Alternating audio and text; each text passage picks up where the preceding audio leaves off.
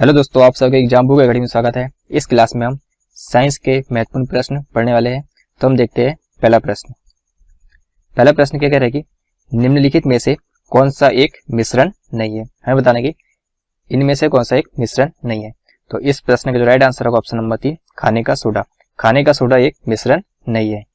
यदि हम खाने के सोडे की बात करते हैं तो इसका जो रासायनिक सूत्र है NaHCO3 है। क्या है? तो NaHCO3 है। यह एक अकार्बनिक यौगिक है। यह क्या है? तो यह एक अकार्बनिक यौगिक है। यदि इसके रासायनिक नाम की अगर बात करें तो इसे सोडियम बाइकार्बोनेट कहा जाता है। सोडियम बाइकार्बोनेट कहा जाता है। तो प्रश्न क्या था कि निम्नलिखित में से कौन सा एक मिश्रण नहीं है। तो इस प्रश्न का राइट आंसर होगा खाने का सोडा। अब देखते अगला प्रश्न, प्रश्न 2। प्रश्न 2 क्या कह रहा है कि जब बर्फ पिघलती है तो क्या होता है, हमें बताना है। जब बर्फ पिघलती है तो इसका जो आयतन है वह घटता है। तो ऑप्शन नंबर जो 1 है इस प्रश्न का राइट आंसर है। अब देखते अगला प्रश्न, प्रश्न 3। प्रश्न 3 क्या कह रहा है कि द्रव की अवस्थाओं की अधिकतम संख्या कितनी है। हमें बताना है कि द्रव की अवस्थाओं की अधिकतम संख्या कितनी है। द्रव की अवस्थाओं की अधिकतम संख्या की बात करें तो अधिकतम संख्या 5 है। कितनी है? तो 5 है। कौन कौन सी है? तो ठोस, द्रव, गैस, ये तीनों मुख्य है। और इसके अतिरिक्त 2 और है। चौथी है प्लाज्मा और 5वीं हम बात करें तो बोस आइंस्टीन कंडेंसेट। तो हमारा प्रश्न क्या था कि द्रव की अवस्थाओं की अधिकतम संख्या कितनी है? तो 5 है। तो ऑप्शन नंबर जो 3 है इस प्रश्न का राइट आंसर है। अब देखते अगला प्रश्न, प्रश्न 4। प्रश्न 4 क्या कह रहा है कि पायस किससे मिलकर बना होता है। हमें बताना है कि जो पायस है यह किससे मिलकर बना होता है। तो पायस जो है यह 2 द्रव से मिलकर बनता है। किससे मिलकर बना होता है? 2 द्रव से मिलकर बना होता है। तो ऑप्शन नंबर जो 3 है इस प्रश्न का राइट आंसर है। यदि हम दूध की बात करते हैं तो दूध जो है यह एक प्राकृतिक पायस है। दूध कैसा पायस है? तो यह प्राकृतिक पायस है। और यदि हम पेंट की बात करते हैं तो यह एक कृत्रिम पायस है। अब देखते अगला प्रश्न, प्रश्न 5। प्रश्न 5 क्या कह रहा है कि कांच क्या है। हमें बताना कि कांच क्या है। तो इस प्रश्न का राइट आंसर जो होगा ऑप्शन नंबर 3, कांच एक अक्रिस्टलीय रवाहीन ठोस है। कांच क्या है? कांच एक अक्रिस्टलीय रवाहीन ठोस है। और जो कांच जो होता है यह अकार्बनिक पदार्थों से बना हुआ होता है। किससे बना होता है? तो यह एक अकार्बनिक पदार्थों से बना होता है। अब देखते अगला प्रश्न, प्रश्न 6। प्रश्न 6 क्या कह रहा है कि परमाणु में कक्षकों को भरने का क्रम नियंत्रित होता है। हमें बताना कि परमाणु में कक्षकों को भरने का क्रम नियंत्रित होता है। तो इस प्रश्न का जो राइट आंसर होगा ऑप्शन नंबर 1, अपबहुव सिद्धांत द्वारा। अपबहुव सिद्धांत द्वारा परमाणु में कक्षकों को भरने का क्रम नियंत्रित होता है। अब देखते अगला प्रश्न, प्रश्न 7। प्रश्न 7 क्या कह रहा है कि रासायनिक तत्व के अणु के संदर्भ में चुंबकीय क्वांटम संख्या का संबंध किससे है। हमें बताना कि रासायनिक तत्व के अणु के संदर्भ में चुंबकीय क्वांटम संख्या का संबंध किससे है। तो इस प्रश्न का जो राइट आंसर होगा ऑप्शन नंबर 1, अभिविन्यास से। अब देखते अगला प्रश्न, प्रश्न 8। प्रश्न 8 क्या कह रहा है कि द्रव्यमान संख्या किसका योग है। तो द्रव्यमान संख्या प्रोटॉन तथा न्यूट्रॉन का योग है। किसका योग है? तो द्रव्यमान संख्या प्रोटॉन और न्यूट्रॉन का योग है। तो ऑप्शन नंबर जो 4 है इस प्रश्न का सही उत्तर है। अब देखते अगला प्रश्न, प्रश्न 9। प्रश्न 9 क्या कह रहा है कि एक परमाणु के 3 आधारभूत अवयव कौन से हैं। हमें बताना कि परमाणु के 3 आधारभूत अवयव कौन है। तो इस प्रश्न का जो राइट आंसर होगा ऑप्शन नंबर 2, प्रोटॉन, न्यूट्रॉन तथा इलेक्ट्रॉन। प्रोटॉन, न्यूट्रॉन तथा इलेक्ट्रॉन परमाणु के 3 आधारभूत अवयव है। परमाणु जो होता है प्रोटॉन, न्यूट्रॉन तथा इलेक्ट्रॉन से मिलकर बना होता है। यदि हम प्रोटॉन और न्यूट्रॉन की बात करें तो यह परमाणु के नाभिक में उपस्थित होता है। और जो इलेक्ट्रॉन जो है यह नाभिक के बाहर, नाभिक के चारों ओर चक्कर लगाता है। अब देखते हैं अगला प्रश्न, प्रश्न 10। प्रश्न 10 क्या कह रहा है कि परमाणु न्यूक्लियस बने होते हैं। हमें बताना कि परमाणु न्यूक्लियस बने होते हैं। तो इस प्रश्न का जो राइट आंसर होगा ऑप्शन नंबर 4, प्रोटॉनों और न्यूट्रॉनों से।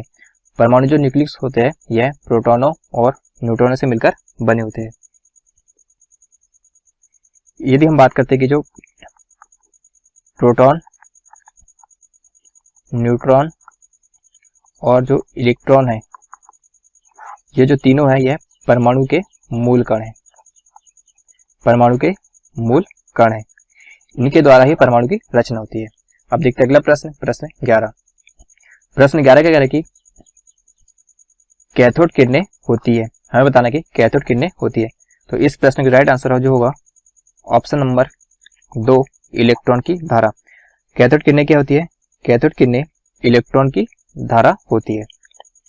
यदि हम कैथोड किरणों की अगर बात करते हैं तो जो कैथोड किरणें जो होती है यह इलेक्ट्रॉन से बनी होती है। किससे बनी होती है? तो यह इलेक्ट्रॉन से बनी हुई होती है। और इन किरणों पर जो होता है, इन किरणों पर ऋणात्मक आवेश होता है। कैसा आवेश होता है? तो इन किरणों पर ऋणात्मक आवेश होता है और ये किरणें धनावेश की ओर आकर्षित होती है। और ये किरणें क्या होती है? धनावेश की ओर आकर्षित होती है। अब देखते हैं अगला प्रश्न, प्रश्न 12। प्रश्न 12 क्या करेगी? निम्नलिखित में से कौन सा अणु का भाग नहीं है? हमें बताने की इन चार ऑप्शन में से कौन सा अणु का भाग नहीं है। तो इस प्रश्न का जो राइट आंसर होगा ऑप्शन नंबर 4, फोटोन। जो फोटोन है यह परमाणु का भाग नहीं है। परमाणु या अणु का भाग नहीं है। यदि हम फोटोन की बात करते हैं तो यह जो है ऊर्जा के बंडल होते हैं। फोटोन क्या होता है? तो ऊर्जा के बंडल होते हैं। अब देखते हैं अगला प्रश्न, प्रश्न 13। प्रश्न 13 क्या करेगी? निम्नलिखित में से कौन सा एक अणु परमाणु कण नहीं है? हमें बताना कि इनमें से कौन एक अणु परमाणु कण नहीं है। तो इस प्रश्न का राइट आंसर होगा ऑप्शन नंबर 3, ड्यूटॉन। ड्यूटॉन जो है यह परमाणु का, यह एक अणु परमाणु कण नहीं होता है। अब देखते हैं अगला प्रश्न, प्रश्न 14। प्रश्न 14 क्या कह रहा है कि निम्नलिखित में से किसमें ऋणात्मक आवेश होता है? तो इस प्रश्न का जो राइट आंसर होगा ऑप्शन नंबर 3, बीटा कण। बीटा कण में ऋणात्मक आवेश होता है। अब देखते हैं अगला प्रश्न, प्रश्न 15। प्रश्न 15 क्या कह रहा है कि परमाणु अभाज्य है, यह निम्नलिखित में से किसने प्रस्तावित किया था? हमें बताना है कि परमाणु अभाज्य है, यह निम्नलिखित में से किसने प्रस्तावित किया था? तो यह है डाल्टन ने प्रस्तावित किया था। तो ऑप्शन नंबर जो 1 है इस प्रश्न का सही उत्तर है। अब देखते हैं अगला प्रश्न, प्रश्न 16। प्रश्न 16 क्या करेगी? कौन सा यौगिक पानी में घुले जाने पर विद्युत का चालन करता है और क्षारीय विलयन बनाता है? हमें बताना कि कौन सा यौगिक पानी में घुले जाने पर विद्युत का चालन करता है और क्षारीय विलयन बनाता है। तो इस प्रश्न का राइट आंसर होगा ऑप्शन नंबर 4, NaOH।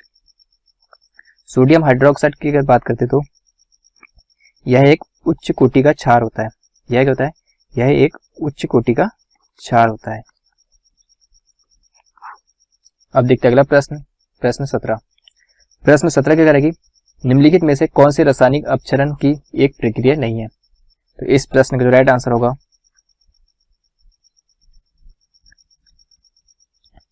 प्रश्न क्या करेगी? निम्नलिखित में से कौन सी रासायनिक अपक्षरण की एक प्रक्रिया नहीं है? तो इस प्रश्न का राइट आंसर होगा विलयन। विलयन यह एक रासायनिक अपक्षरण की एक प्रक्रिया नहीं है। तो ऑप्शन नंबर 1 इस प्रश्न का सही उत्तर है। अब देखते हैं अगला प्रश्न, प्रश्न 18। प्रश्न 18 क्या करेगी? निम्नलिखित में से कौन सा एक पदार्थ बहुत कठोर और तन्य है? प्रश्न क्या कह रहा है कि निम्नलिखित में से कौन सा एक पदार्थ बहुत कठोर तथा बहुत तन्य है? तो इस प्रश्न का राइट आंसर जो होगा ऑप्शन नंबर 4, नाइक्रोम। जो नाइक्रोम है यह एक बहुत कठोर और बहुत तन्य है। तो ऑप्शन नंबर 4 इस प्रश्न का सही आंसर है। अब देखते हैं अगला प्रश्न, प्रश्न 19। प्रश्न 19 क्या करेगी? जल एक उत्कृष्ट विलायक है क्योंकि इसके अणु क्या होते हैं? तो इसके अणु जो होते हैं अत्यधिक ध्रुवीय है। इसके अणु क्या है? अत्यधिक ध्रुवीय है। और अब देखते हैं अगला प्रश्न, प्रश्न 20। प्रश्न 20 क्या कह रहा है कि निम्नलिखित में से कौन रासायनिक अभिक्रिया नहीं करते? हमें बताना कि इनमें से कौन एक रासायनिक अभिक्रिया नहीं करते। तो ऑप्शन नंबर 3 जो है इस प्रश्न का करेक्ट आंसर है। पानी का भाप में बदलना यह एक रासायनिक अभिक्रिया नहीं है। अब देखते अगला प्रश्न, प्रश्न 21। प्रश्न 21 के कह रहा कि किसके जल उपचार में फेरस सल्फेट का प्रयोग किया जाता है। तो इस प्रश्न का जो राइट आंसर होगा ऑप्शन नंबर 3 स्कंदक सहायक। स्कंदक सहायक के जल उपचार में फेरस सल्फेट का प्रयोग किया जाता है। अब देखते अगला प्रश्न, प्रश्न 22। प्रश्न 22 का कह रहा कि किसी तत्व के रासायनिक गुण निम्नलिखित में से कौन तय करता है। किसी तत्व के रासायनिक गुण निम्नलिखित में से कौन तय करता है। तो इस प्रश्न का राइट आंसर होगा ऑप्शन नंबर 1 इलेक्ट्रॉनों की संख्या। इलेक्ट्रॉनों की संख्या किसी तत्व के रासायनिक गुण को निर्भर करता है, को तय करता है। यदि हम बात करते हैं रासायनिक अभिक्रिया में, अगर बात करें तो रासायनिक अभिक्रिया में इलेक्ट्रॉन ही भाग लेते हैं। रासायनिक अभिक्रिया में कौन भाग लेते, तो इलेक्ट्रॉन ही भाग लेते हैं। अब देखते अगला प्रश्न, प्रश्न 23। प्रश्न 23 के कह रहे कि संचारण के उदाहरण है, हमें बताने के संचारण के उदाहरण कौन कौन से। सिल्वर पर काले रंग की परत बनना, यह एक संचारण की क्रिया है। अब देखते हैं तांबे पर हरे रंग की परत बनना, यह भी संचारण का एक उदाहरण है। लोहे पर भूरे रंग की परत बनना, यह भी एक संचारण का उदाहरण है। तो इस प्रश्न का राइट आंसर जो होगा ऑप्शन नंबर 4। अब देखते हैं अगला प्रश्न, प्रश्न 24। प्रश्न 24 क्या करेगी, चूना पत्थर का रासायनिक नाम क्या है। हमें बताने की चूना पत्थर का रासायनिक नाम क्या है। तो इस प्रश्न का जो राइट आंसर जो होगा ऑप्शन नंबर 2 कैल्शियम कार्बोनेट। चूना पत्थर का रासायनिक नाम कैल्शियम कार्बोनेट है। इसके यदि रासायनिक सूत्र की अगर बात करें तो CaCO3 है। चूना जो होता है यह एक अवसादी चट्टान है। चूना क्या है, एक अवसादी चट्टान है जिसमें अधिकांश मात्रा में कैल्शियम कार्बोनेट होता है। जिसमें अधिकांश मात्रा में क्या होता है, तो कैल्शियम कार्बोनेट होता है। अब देखते अगला प्रश्न, प्रश्न 25। प्रश्न 25 क्या करेगी, निम्नलिखित में से कौन जल के साथ बिल्कुल अभिक्रिया नहीं करता है। हमें बताने की इनमें से कौन जल के साथ अभिक्रिया नहीं करता है। तो इस प्रश्न का राइट आंसर जो होगा ऑप्शन नंबर 2 लेड। लेड जल के साथ अभिक्रिया नहीं करता है। इसके अतिरिक्त कुछ धातुएं ऐसी होती है जो जल के साथ अभिक्रिया नहीं करती है, जैसे कॉपर, सिल्वर, गोल्ड, प्लेटिनम। ये जो धातु है यह भी जल के साथ अभिक्रिया नहीं करती है। तो यह था हमारा एनसीएल एग्जाम के लिए साइंस की क्लास। यदि यह क्लास आपको पसंद है तो इस चैनल को सब्सक्राइब करें।